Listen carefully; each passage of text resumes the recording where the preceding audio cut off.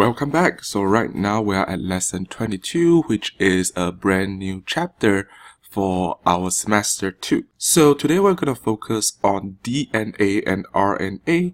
And we kind of already hear this word very often already. We know a little bit about DNA and RNA from our previous classes. We know that DNA really stands for deoxyribonucleic acid, while RNA stands for ribonucleic acid. And they're both under the family of nucleic acid, which we learned it in our biomolecules chapter. So we heard these words quite often. This is one of the most bombarded words in our lives every day. But what does it really do is what we're going to learn today. So before we learn about DNA and RNA, first we need to understand the idea of traits.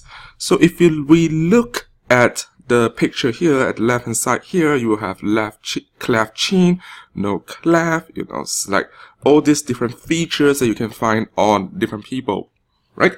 Among all ourselves, we have variations or variety of features that we can see in our everyday life, right? Maybe some of your friends have black hair, some of your friends have brown hair, right? So the differences between hair color is what we call traits, which is a seeable feature, a variation that is inherited from your parents. If you have blonde hair, your parents probably have blonde hair as well. If you have black hair, your parents probably have black hair. So this is what we call traits, a variation among different features that you see. If you ask your parents, like, why do I have round eyes? Your parents will just say, oh, it's in your DNA, right? So your DNA is really the storage of genetic information. In other words, it is your gene that makes you how you look like today, right? So gene is a group of DNA that makes protein. So if we zoom it in here, you'll see that this is a picture of DNA, right? Everybody's very familiar with the structure of DNA. So this DNA has a code. I need to use different color. This DNA has some sort of code that makes the traits that we can see on the outside. Okay, so what contributes to these traits is really protein. So there's now a missing piece link, right?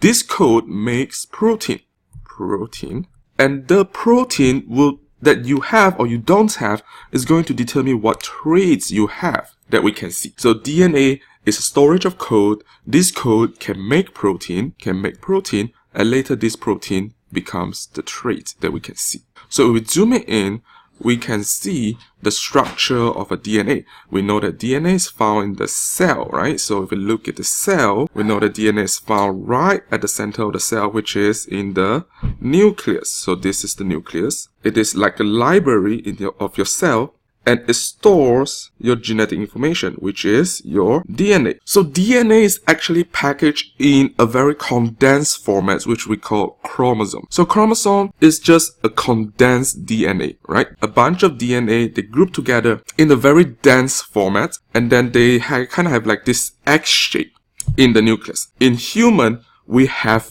46 chromosomes. If we group them together, they're going to have 46 separate and unique chromosomes that we can find. So if we zoom it in, the chromosomes, right? If we zoom it in and look very deep inside, you can see all the DNA that have been packaged in a protein which we call histone. And if we just take out all the DNA, when we unwind the DNA strand, you're gonna see genes, right? Genes basically a group of DNA that makes some sort of protein. So remember, gene is a group of DNA that makes protein, and genes is made out of a lot of DNA. So DNA, you can see, is like all these things. These are all DNA.